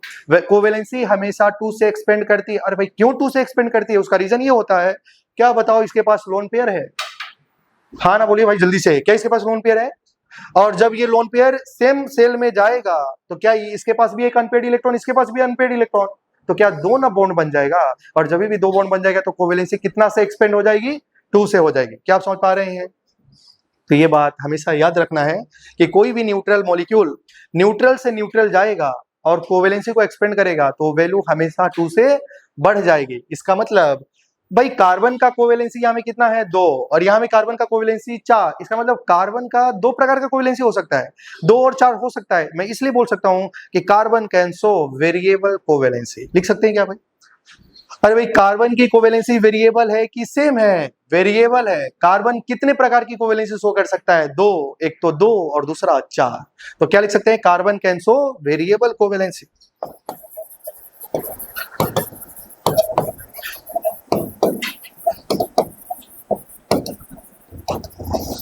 अरे भाई समझ में आया क्या?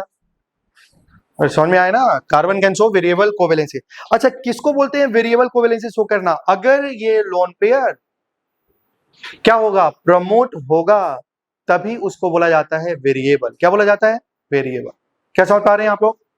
आइए ध्यान दीजिए, कॉपी नहीं करना है, बोर्ड पे ध्यान देना। इधर अभी कॉपी मत करो भाई, पहले समझेंगे। बताओ क्या ये नाइट्रोजन लिखा है? बताओ इसका कौन इलेक्ट्रॉन बॉन्ड फॉर्मेशन में पार्टिसिपेट करेगा? Outermost shell. Outermost shell में क्या है? 2s 2p है ना? बताओ 2s में क्या? 2 इलेक्ट्रॉन। 2p में कितने इलेक्ट्रॉन? 3। अरे भाई होंगे ना? तो बताओ कितने अनपेड इलेक्ट्रॉन दिखाई दे रही हैं? 3। अरे भाई कितने अनपेड इलेक्ट्रॉन? 3। तो ये अनपेड इलेक्ट्रॉन क्या होना चाहेगा? पेयर। और पेयर होगा तो कितना कोवेलेंट बॉन्ड बनाएगा? 3। तो अगर वो कोवेलेंट बॉन्ड बनाएगा 3 तो उसकी कोवेलेंसी क्या हो जाएगी? 3। क्या हो जाएगी भाई? 3। तो अगर हम बात करें भाई एग्जांपल में, देखिए क्या NH3 होगा? अरे भाई होगा ना? क्या NCl3 होगा? होगा कि नहीं होगा? होगा। क्या ऐसे बहुत सारे एग्जांपल हो सकते हैं? क्या बताओ इस समय इसकी कोवेलेंसी बताओ न्यूट्रल न्यूट्रल है या चार्ज वाला है? Neutral neutral. अच्छा बताओ अगर इसकी कोवेलेंसी ग्राउंड स्टेट में 3 है तो जब ये अपना कोवेलेंसी को अगर न्यूट्रल कंपाउंड में एक्सपेंड करेगा तो उसकी कोवेलेंसी 3 से फिर नेक्स्ट वाली क्या हो जाएगी? 5। लेकिन याद रखना नाइट्रोजन वेरिएबल कोवेलेंसी शो नहीं करता है। रीजन क्या है? कि बताओ क्या इसके पास लोन पेयर है क्या? क्या इसी सेल में खाली डब्बा दिखाई दे रही है? अरे भाई 2d एग्जिस्ट करता है क्या? नहीं, 2p करता है ना भाई। 3d तो थर्ड सेल में d आएगा ना। क्या 2p के 2s के बाद 2p होता है? खाली डब्बा नजर आ रही है? नहीं। तो क्या ये इलेक्ट्रॉन का प्रमोशन होगा? नहीं। अगर इलेक्ट्रॉन का प्रमोशन नहीं होगा तो नाइट्रोजन कैन शो उसकी कोवेलेंसी कितनी हो जाएगी? 3। नाइट्रोजन की कोवेलेंसी 3। नाइट्रोजन की कोवेलेंसी 3। ध्यान दीजिएगा अगर चार्ज होगा ना भाई तो नाइट्रोजन 4 बॉन्ड, नाइट्रोजन अपना कोवेलेंसी 4 भी शो करता है, लेकिन ये कौन सा कंपाउंड में? चार्ज वाले में। क्लियर है ना भाई? हम कौन सी कंपाउंड के बारे में बात कर रहे हैं? Neutral compound. अगर न्यूट्रल कंपाउंड होगा तो नाइट्रोजन की कोवेलेंसी हमेशा कितनी होगी? क्या कार्बन की कोवेलेंसी वेरिएबल होती है क्या? क्या नाइट्रोजन की कोवेलेंसी वेरिएबल होती है क्या? नहीं। रीजन क्या है? क्योंकि इसमें जो लोन पेयर तो प्रेजेंट है लेकिन सेम सेल में खाली डब्बा प्रेजेंट नहीं है, इसलिए नाइट्रोजन अपना लोन पेयर को प्रमोट नहीं कर सकता। अरे भाई न्यूट्रल कंपाउंड में कोवेलेंसी हमेशा कितनी से बढ़ती है? जल्दी बोलिए। नहीं, न्यूट्रल कंपाउंड में कोवेलेंसी हमेशा कितनी से बढ़ती है? 2। अरे भाई ध्यान देना, अगर मैं बात कर रहा था कार्बन का तो बताइए, इधर बोर्ड पे ध्यान दीजिएगा, एक बार मैं और समझाऊंगा। क्या कार्बन में ऐसे 2 ही अनपेड इलेक्ट्रॉन थे क्या भाई? लेकिन जब वो प्रमोट हो गए भाई, अरे भाई प्रमोट हो गए तो इसके पास अनपेड इलेक्ट्रॉन कितना आ गया था? 4। तो बताओ इस समय इसकी कोवेलेंसी 4 और इस समय इसकी कोवेलेंसी 2। क्लियर है ना भाई? +2 नहीं, मतलब 2 बॉन्ड बनाएगा तो इसकी कोवेलेंसी 2, इसकी कोवेलेंसी 4। कार्बन की बात हो रही है। लेकिन भाई जब केटाइन की बात करेंगे ना, बताओ ये कोवेलेंसी कितनी से बढ़ी? क्या ये दोनों मॉलिक्यूल न्यूट्रल थे या चार्ज थे? न्यूट्रल। लेकिन अगर मान लो कोई बोला जाएगा C+, क्या बोला जाएगा? इसका मतलब क्या तुमको एक इलेक्ट्रॉन निकालना पड़ेगा? जब तुम एक इलेक्ट्रॉन निकालेगा तो ये गायब हो जाएगा। अब इसके पास अनपेड इलेक्ट्रॉन, अरे भाई अनपेड इलेक्ट्रॉन 3, और जब अनपेड इलेक्ट्रॉन 3 तो कोवेलेंसी 3। तो कहने का मतलब है कि जब भी चार्ज आएगा ना तो कोवेलेंसी 1 से भी बढ़ सकता है, लेकिन जब न्यूट्रल होगा तो कोवेलेंसी हमेशा 2 से बढ़ेगा। किससे बढ़ेगा? 2 से बढ़ेगा। समझ पा रहे हैं? तो अभी हम इसको बाद में ना पढ़ेंगे चार्ज वाला, अभी हम लोग क्या पढ़ रहे हैं? न्यूट्रल। क्या पढ़ रहे हैं? मुझे नहीं लगा आपको समझ में आया। आए ना? चलिए ठीक है, इधर बोर्ड पे ध्यान देना। ऑक्सीजन क्या लिखा है? ऑक्सीजन का वैलेंस शेल में बताओ कौन सा इलेक्ट्रॉन है? 2s2 2p2। क्लियर है ना भाई? अच्छा बताइए, क्या यहाँ में 2 इलेक्ट्रॉन होंगे? क्या यहाँ में 4 इलेक्ट्रॉन होंगे? है कि नहीं? अब अगर हम बात करें, ध्यान देना, अनपेड इलेक्ट्रॉन बताइए कितना है? अगर अनपेड इलेक्ट्रॉन 2 है तो बॉन्ड कितना बनाएगा? 2। कितने कोवेलेंट बॉन्ड बनाएगा? 2। अगर ये 2 कोवेलेंट बॉन्ड बनाएगा तो उसकी कोवेलेंसी क्या हो जाएगी? 2। तो बताओ ऑक्सीजन की कोवेलेंसी 2। अरे भाई किसमें? न्यूट्रल कंपाउंड में। किसमें? न्यूट्रल कंपाउंड में। क्या इसके पास तो लोन पेयर है, लेकिन क्या इस लोन पेयर को लेने के लिए कोई खाली डब्बा नहीं है? इसका मतलब क्या ऑक्सीजन वेरिएबल कोवेलेंसी शो करेगा? नहीं। ऑक्सीजन का न्यूट्रल कंपाउंड में कोवेलेंसी कितना ही होगा? अरे भाई कितना होगा? जल्दी बोलो। क्या तुम लोग जानता है वाटर बनता है? क्या ऑक्सीजन की कोवेलेंसी कितनी है? लेकिन आप लोग जानते होंगे H3O+ भी बनता है। इस समय इसकी कोवेलेंसी तो 3 हो गई, लेकिन ये किस में? चार्ज में। लेकिन अभी हम चार्ज नहीं पढ़ रहे हैं। क्या आप समझ पा रहे हैं ना? ठीक है, तो ये ध्यान दीजिएगा। तो इसके पास अनपेड इलेक्ट्रॉन 2 है तो इसकी कोवेलेंसी कितनी होगी? 2। तो इसका एग्जांपल क्या हो सकता है? H2O हो सकता है क्या? क्या OF2 हो सकता है क्या?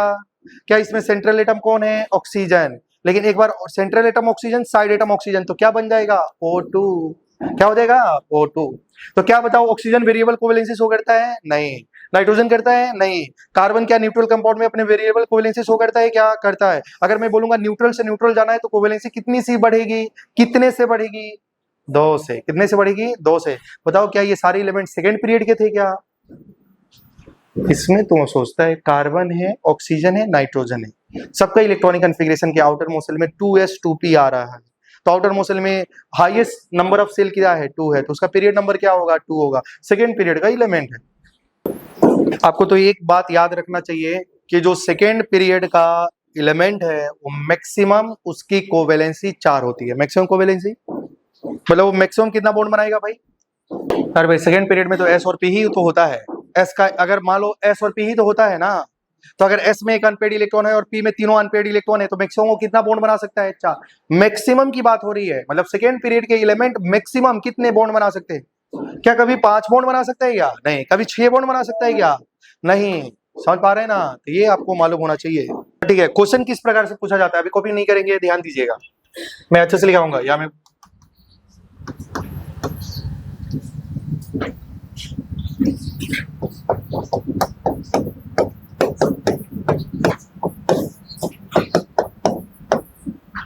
या में जैसे मान लो लिखा जाएगा कौन सा मॉलिक्यूल एग्जिस्ट करेगा, कौन सा मॉलिक्यूल एग्जिस्ट नहीं करेगा, ऐसा क्वेश्चन होगा, भी मैं बाद में लिखाऊंगा। ठीक है, आपको बताना है कौन एग्जिस्ट करेगा कौन एग्जिस्ट नहीं करेगा। भाई बताओ कार्बन का ग्राउंड स्टेट में कोवेलेंसी कितनी है? अच्छा बताओ क्या कार्बन सेकंड पीरियड का एलिमेंट है क्या? और सेकंड पीरियड का एलिमेंट मैक्सिमम 4 बॉन्ड बनाता है, 5-6 कभी भी बॉन्ड नहीं बना पाएगा। क्लियर है ना? तो क्या यहाँ से 2 ऑप्शन गायब हो गए, है कि नहीं? अगर मान लो कोई कार्बन का मैक्सिमम 4 बॉन्ड बनाएगा और उसी रेंज में अगर दे दिया जाए, जैसे CCl2 दे दिया जाए, CCl3 दे दिया जाए, CCl4 दे दिया जाए ना, तो इसमें कौन एग्जिस्ट करेगा कौन एग्जिस्ट नहीं करेगा आपको पता होना चाहिए। जैसे कि ध्यान दीजिएगा, क्या कार्बन अभी कितना बॉन्ड बना रहा है? 2, मतलब इस समय कार्बन की कोवेलेंसी 2 है और ग्राउंड स्टेट में कार्बन की कोवेलेंसी कितनी होती है? 2। तो बताओ क्या ये एग्जिस्ट करेगा कि नहीं करेगा? करेगा। अच्छा बताओ, अगर ये न्यूट्रल कंपाउंड है, क्या ये सारे न्यूट्रल कंपाउंड है क्या? क्या एक ही एलिमेंट के बहुत सारे डिफरेंट न्यूट्रल कंपाउंड है? तो अगर न्यूट्रल कंपाउंड है तो इसकी कोवेलेंसी कितने से बढ़ती है? अगर ये 2 है तो ये क्या होगा? 4। क्या ये कंपाउंड एग्जिस्ट करेगा कि नहीं? क्या 3 बनेगा? नहीं, CCl3 एग्जिस्ट नहीं करता। ऐसे टाइप के क्वेश्चन आपको दिए जाएंगे और आपको बताना है। क्या समझ पा रहे हैं क्या आप लोग? अभी मन नहीं लिखना है। देखो भाई, इधर लिखो NH3 NH4 NH5 NH6 ऐसा दे देगा। कौन सा कंपाउंड एग्जिस्ट नहीं करेगा? अभी हम न्यूट्रल ही पढ़ रहे हैं, न्यूट्रल कंपाउंड में चेक कर रहे हैं। बताइए, क्या नाइट्रोजन सेकेंड पीरियड का है? और सेकेंड पीरियड कभी भी 4 से ज्यादा बॉन्ड, इसका मतलब ये और ये एग्जिस्ट नहीं करता है। क्लियर है ना भाई? अब आपको चेक करना है NH3 और NH4 में। क्लियर है ना? बताओ नाइट्रोजन का ग्राउंड स्टेट में कोवेलेंसी कितनी होती है? 3। तो बताओ क्या NH3 एग्जिस्ट करेगा? करेगा। क्या अगर मान लो नाइट्रोजन अगर ग्राउंड स्टेट में न्यूट्रल कंपाउंड है, भाई ये सब न्यूट्रल कंपाउंड है ना, इसकी कोवेलेंसी 3 है, तो अगर वो ये क्या होती है भाई? एक्साइट होती। लोन पेयर का अगर क्या होता भाई? ट्रांसफर होता। तो बताओ 3 से तो 5 ना हो जाता, क्योंकि न्यूट्रल कंपाउंड में कोवेलेंसी कितनी से बढ़ती है? 2। तो 3 से 5 होना चाहिए। 4 तो कभी भी हो ही नहीं सकता। लेकिन याद रखना है NH4 प्लस एग्जिस्ट करता है, तो ये क्या हो गया है? 4। पर ये क्या लिखा है? न्यूट्रल। तो NH4 न्यूट्रल मॉलिक्यूल एग्जिस्ट नहीं करता। अगर मान लो लिखा है OH2, OH2 बोले तो H2O ना, OH3 OH4 OH5। ठीक है, बताइए ऑक्सीजन सेकेंड पीरियड का है क्या? अगर ऑक्सीजन सेकेंड पीरियड का है भाई, अगर ऑक्सीजन सेकेंड पीरियड का है तो मैक्सिमम 4 बॉन्ड तक बना पाएगा, है कि नहीं? बना पाएगा ना? तो बताओ क्या ये H2O एग्जिस्ट करता है? करता है। अगर ये न्यूट्रल मॉलिक्यूल है तो इस समय इसकी कोवेलेंसी कितनी है? 2। 2 से कितनी बढ़ती? 4। 4 बढ़ती ना भाई? 3 तो नहीं आता है। समझ पा रहे हैं ना? बाद में चलेंगे तो देखा जाएगा, हाँ H3O प्लस एग्जिस्ट करता है, लेकिन प्लस में, न्यूट्रल में एग्जिस्ट नहीं करता। क्या समझ पा रहे हैं? लेकिन आप मुझे बताइए भाई, ऑक्सीजन में ऑक्सीजन का वेरिएबल कोवेलेंसी होता है क्या? नहीं है। क्या उसके पास लोन पेयर तो है, लेकिन लोन पेयर को लेने वाला खाली डब्बा तो है ही नहीं। इसका मतलब ऑक्सीजन का न्यूट्रल कंपाउंड में कोवेलेंसी कितनी होती है? 4 भी नहीं हो सकती है, मतलब ये मॉलिक्यूल एग्जिस्ट नहीं करेगा। क्या आप समझ पा रहे हैं?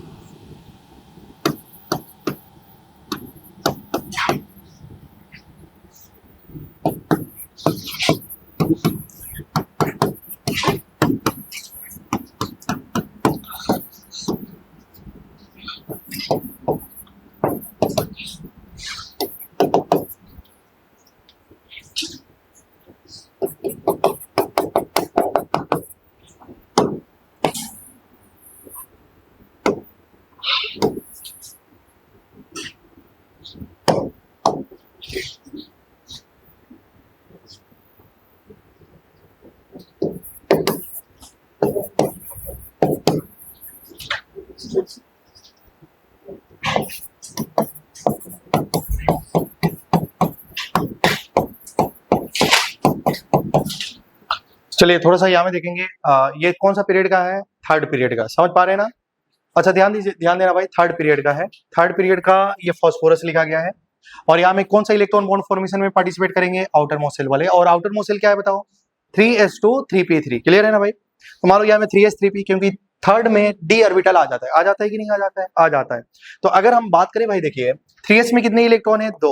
और 3p में कितने इलेक्ट्रॉन है बताइए? 3, है ना?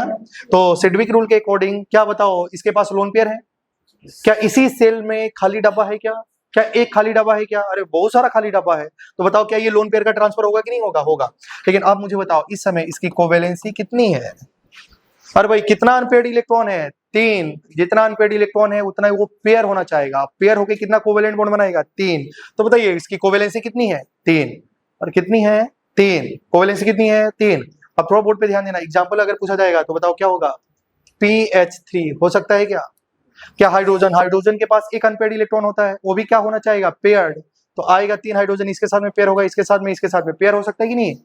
अच्छा अगर मैं मान लो फास्फोरस से क्लोरीन आ गया तो PCl3 हो सकता है कि नहीं हो सकता है? हो सकता है। ऐसे बहुत सारे कंपाउंड होंगे क्या?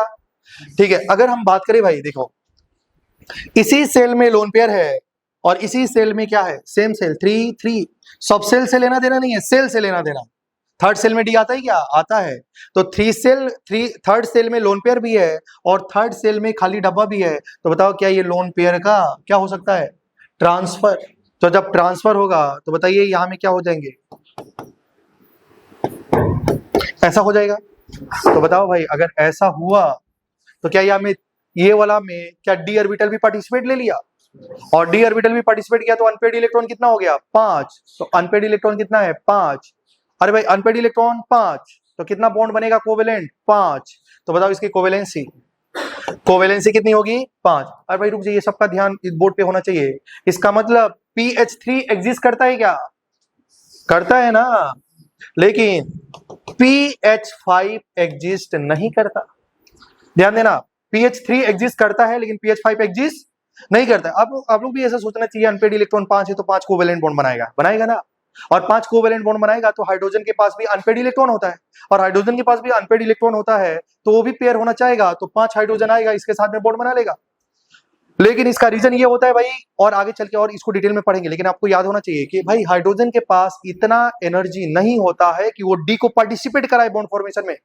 हाइड्रोजन के पास इतना एनर्जी नहीं होता है कि डी ऑर्बिटल को पार्टिसिपेट कराए। क्लियर है ना भाई, साइज छोटा है, उसके पास इतना ज्यादा एनर्जी नहीं है कि डी को बोले कि मैं तुम्हारे साथ में बॉन्ड बना सकता हूं, बॉन्ड फॉर्मेशन में पार्टिसिपेट करा सकता है, हाइड्रोजन नहीं कर सकता है। तो ध्यान से सुनिए, जहां डी की एंट्री होगी वहां में हाइड्रोजन, उस मान लो अगर थर्ड सेल में जब डी की एंट्री होगी उस समय हाइड्रोजन बॉन्ड फॉर्मेशन में पार्टिसिपेट नहीं करेगा, मतलब वो हाइड्रोजन वाला मॉलिक्यूल एग्जिस्ट नहीं करेगा, मतलब PH5 एग्जिस्ट नहीं करेगा। क्या यहाँ में डी की एंट्री हुई थी क्या, नहीं।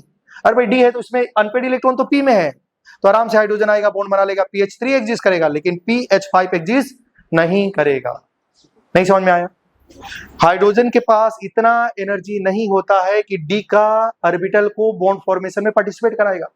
समझ पा रहे हैं ना, इसलिए PH5 एग्जिस्ट नहीं करता है। मतलब जिस थर्ड सेल में अगर डी की एंट्री आएगी तो समझ लेना हाइड्रोजन पे थोड़ा ध्यान देना है कि वो बॉन्ड फॉर्मेशन में पार्टिसिपेट नहीं करा पाएगा, तो मतलब PH5 एग्जिस्ट नहीं करेगा। लेकिन अगर मैं बोलूंगा PCl5 एग्जिस्ट करता है, PCl5 एग्जिस्ट करता है। समझ पा रहे हैं, तो यही रीजन है। और इसकी कोवेलेंसी कितनी हो चुकी है बताइए, 5।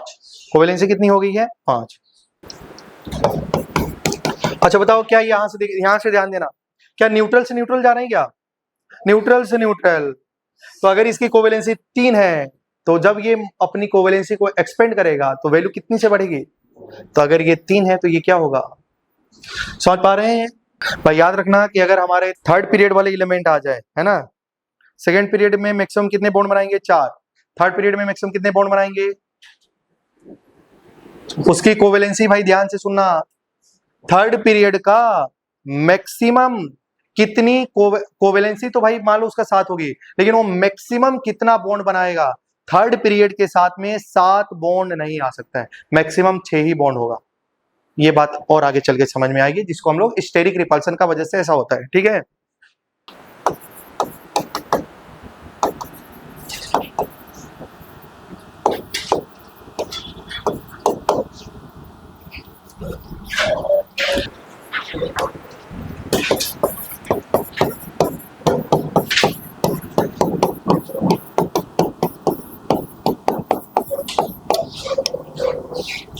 ठीक है, क्या लिखा है, PCl3 PCl4 PCl5 PCl6 PCl7, है ना।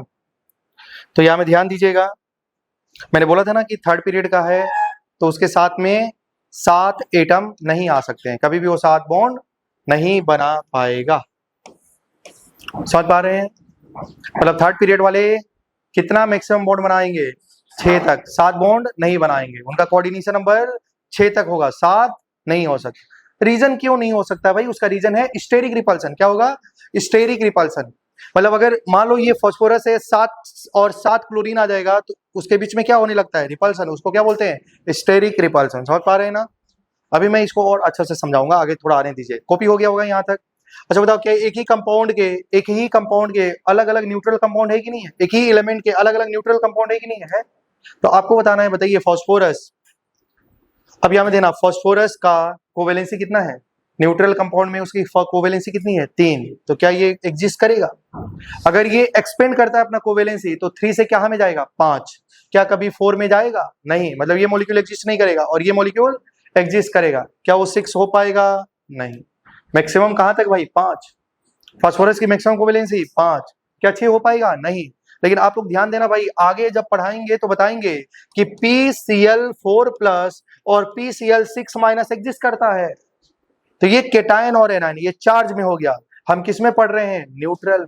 समझ पा रहे हैं आप लोग? ठीक है, तो ये तो पता आपको होना ही चाहिए। ठीक है, आगे बढ़ते हैं, सल्फर और क्लोरीन के बारे में जानेंगे।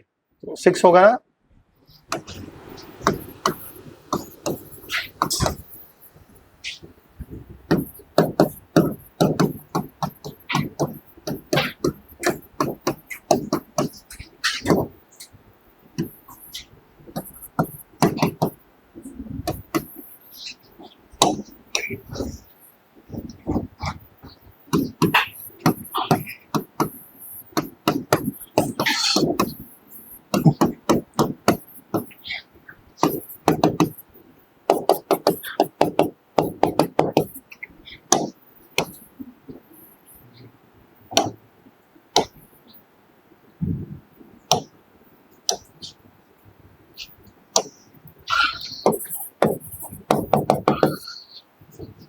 थोड़ा सा यहाँ में ध्यान दीजिएगा। अगर हम बात करें भाई, देखिए तो जो बॉन्ड फॉर्मेशन में पार्टिसिपेट कौन करेगा भाई? Outer Mosel.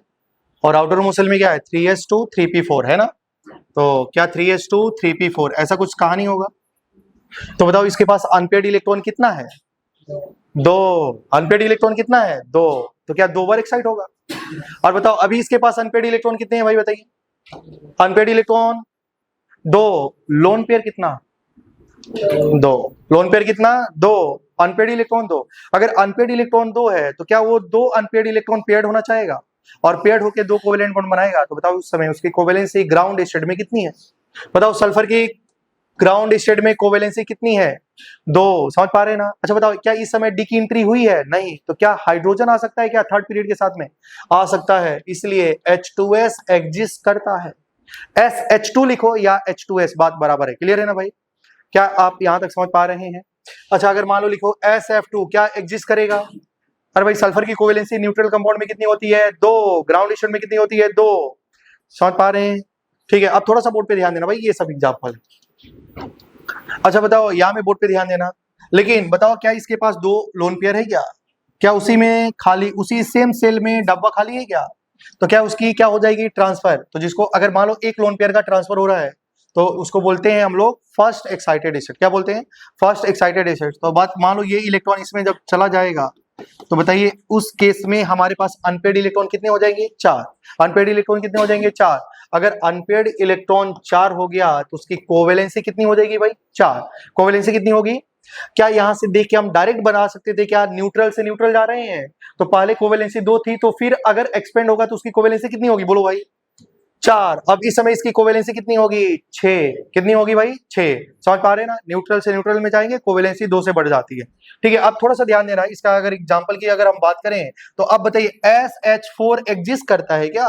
नहीं। क्यों नहीं करता है? क्योंकि यहाँ में D आ चुका है और D जब आ जाएगा थर्ड पीरियड के साथ में, D की एंट्री हो गई तो हाइड्रोजन के पास उतना ताकत नहीं है कि D को पार्टिसिपेट कराएगा बॉन्ड फॉर्मेशन में। क्लियर है ना? हाइड्रोजन के पास उतना एनर्जी नहीं है। क्या यहाँ में हाइड्रोजन के पास एनर्जी है क्या? है, क्योंकि वो इलेक्ट्रॉन किसमें है? P में। D की एंट्री, D तो है लेकिन खाली है। समझ पा रहे हैं ना?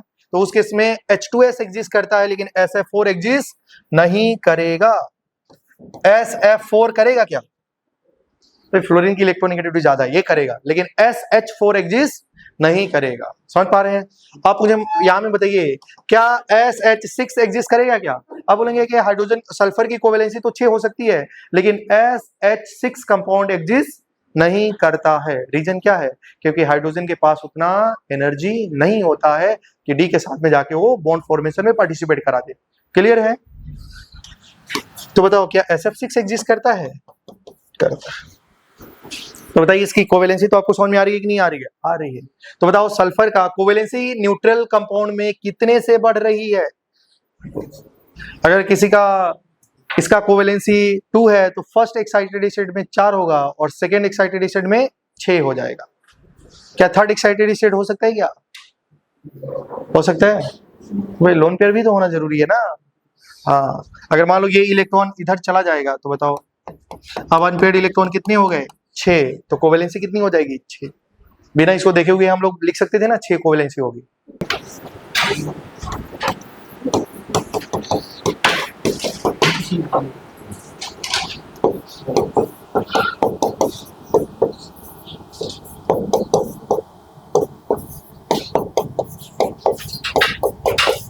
बताइए, हमें ध्यान देना, कौन मॉलिक्यूल एग्जिस्ट करेगा, कौन नहीं करेगा, आप बताओ। SF7, SF7 नहीं। अच्छा, थर्ड पीरियड वाला मैक्सिमम 6 है ना, 7 नहीं, समझ पा रहे हैं ना। और सेकंड पीरियड वाले मैक्सिमम 4, 5 नहीं। क्लियर है ना, ये बात याद रखिएगा।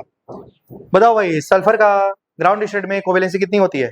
क्या इस समय इसमें बताओ, ये जो बॉन्ड है, क्या 2 फ्लोरीन देख के आपको कोवेलेंसी 2 दिख रहे हैं क्या आप लोग? नहीं।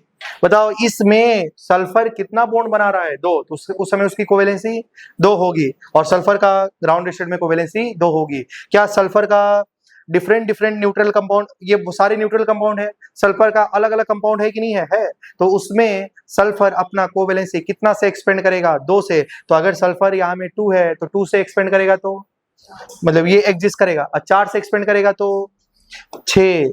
क्या कभी 5 बनेगा? कभी 3 बनेगा? नहीं।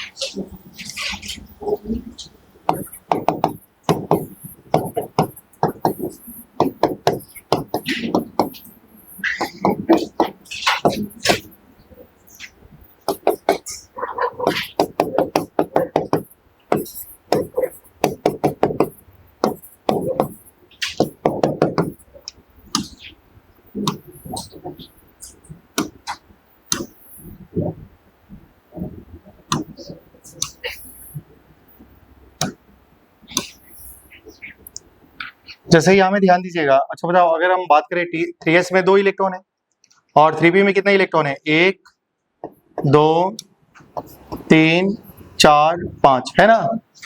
ठीक है, अब बताइए इसके पास कितने अनपेयर्ड इलेक्ट्रॉन है भाई? ओ सॉरी, कितने लोन पेयर है? 3। कितने लोन पेयर है भाई? 3। अगर 3 लोन पेयर है तो भाई क्या इस लोन पेयर को रखने वाला कुछ डब्बा खाली है क्या? सेम सेल में है। इसका मतलब क्या क्लोरीन वेरिएबल वैलेंसी शो कर सकता है? कर सकता है कि नहीं? अच्छा, आप मुझे बताइए, अभी अनपेयर्ड इलेक्ट्रॉन कितना है? आंखों से देखिए, बताइए अनपेयर्ड इलेक्ट्रॉन कितना है? 1। तो उसकी कोवेलेंसी कितनी होगी? 1। कोवेलेंसी कितनी होगी? 1। अच्छा बताओ, क्या यहाँ में हाइड्रोजन पार्टिसिपेट कर सकता है क्या? कर सकता है, क्योंकि डी की एंट्री नहीं हुई है। तो बताओ, क्या HCl एग्जिस्ट करता है कि नहीं करता है? ClH लिखो या HClH लिखो, बात तो बराबर ही है। क्लियर है ना भाई? अब थोड़ा सा बोर्ड पे ध्यान देंगे। बताओ, इस समय इसकी कोवेलेंसी कितनी होगी? अगर ये अपना कोवेलेंसी को एक्सपेंड करेगा तो 1 से कहां में जाएगा? अरे भाई, 1 से कहां में जाएगा? 3। अगर मान लो फिर अगर अपना वो कोवेलेंसी को एक्सपेंड कर रहा है तो 3 से कहां में जाएगा? 5। अपनी उसका कोवेलेंसी क्या होगा? 3 से 5 हो जाएगा। अगर 5 है, फिर अगर वो अपना कोवेलेंसी को एक्सपेंड करता है तो 5 से क्या हो जाएगा? ये बात तो समझ में आ गई है। आइए यहां से देखते हैं। मान लो भाई, अगर मान लो ये लोन पेयर अपना कोवेलेंसी को एक्सपेंड करा है तो बताओ यहां में क्या हो जाएगा? अब अनपेयर्ड इलेक्ट्रॉन कितना हो गया? 3। कोवेलेंसी क्या हो जाएगा? 3 हो जाएगा ना। अब बताओ, यहाँ में ये वाला लोन पेयर यहाँ में करेगा, क्योंकि इसके पास लोन पेयर है और इसके पास सेम सेल में खाली डब्बा है, तो ये कर सकता है, ट्रांसफर कर सकता है। तो अब मुझे बताइए, अब इस समय आपको कोवेलेंसी कितनी नजर आ रही है? 5 आ रही है क्या? ये लोन पेयर है और इसके पास खाली डब्बा भी है, तो अब बताओ कोवेलेंसी आपको कितनी नजर आ रही है? 7। तो उस समय उसकी कोवेलेंसी कितनी हो जाएगी? 7 हो जाएगी। समझ पा रहे हैं ना? तो देखिए एग्जाम्पल। अच्छा, यहाँ में बताइए, अगर मैं बात करूं तो मैं लिख सकता हूं क्या? ClH3। क्या ClH3 एग्जिस्ट करेगा? अरे भाई, क्लोरीन का कोवेलेंसी 3 है, क्या ClH3 एग्जिस्ट करेगा? नहीं, क्योंकि किसकी एंट्री? तो बताइए इसका एग्जांपल क्या हो जाएगा? ClF3 हो सकता है क्या? हो सकता है। अच्छा बताओ, इसकी कोवेलेंसी 5 है तो ClH5 एग्जिस्ट करेगा? आंसर इज नहीं। लेकिन आप बताओ, क्या ClF5 एग्जिस्ट करेगा? करेगा, है ना। और बताओ यहाँ में क्या है? कोवेलेंसी इसकी 7 है, तो बताओ ClF7 एग्जिस्ट करेगा? नहीं।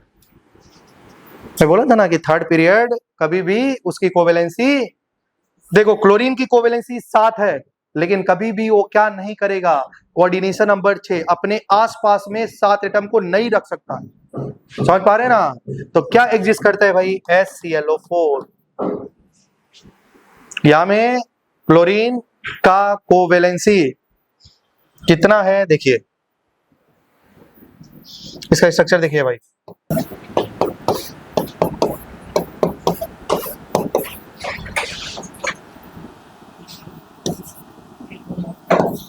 क्या बताइए, ये कंपाउंड 7 बॉन्ड बनाते हुए दिखाई दे रहा है क्या? क्लोरीन कितना बॉन्ड बना रहा है? कितना भाई? 7। समझ पा रहे हैं ना? तो इस समय इसकी क्लोरीन की कोवेलेंसी 7 है, लेकिन इस क्लोरीन के साथ में कितने ग्रुप है भाई? 4। 1 2 3 4 ग्रुप है, लेकिन उस क्लोरीन के साथ में 7 एटम नहीं आ सकता है। नहीं आने का रीजन ये है भाई, देखो मान लो ये हमारा सेंट्रल एटम है, क्या है भाई? Central atom. और यहाँ में साइड एटम आ जाए, क्या आ जाए भाई? साइड एटम 7 आ जाए, तो इसका बीच में रिपल्सन शुरू हो जाता है। रिपल्सन शुरू होने की वजह से वो मॉलिक्यूल एग्जिस्ट नहीं करता है। क्या आप समझ पा रहे हैं क्या? तो इसलिए थर्ड पीरियड वाला का साथ में मैक्सिमम 7 एटम नहीं आ सकते। मैक्सिमम कितने एटम आएंगे? 6। और सेकेंड पीरियड के साथ में 4। क्या आपको समझ में आ रही है?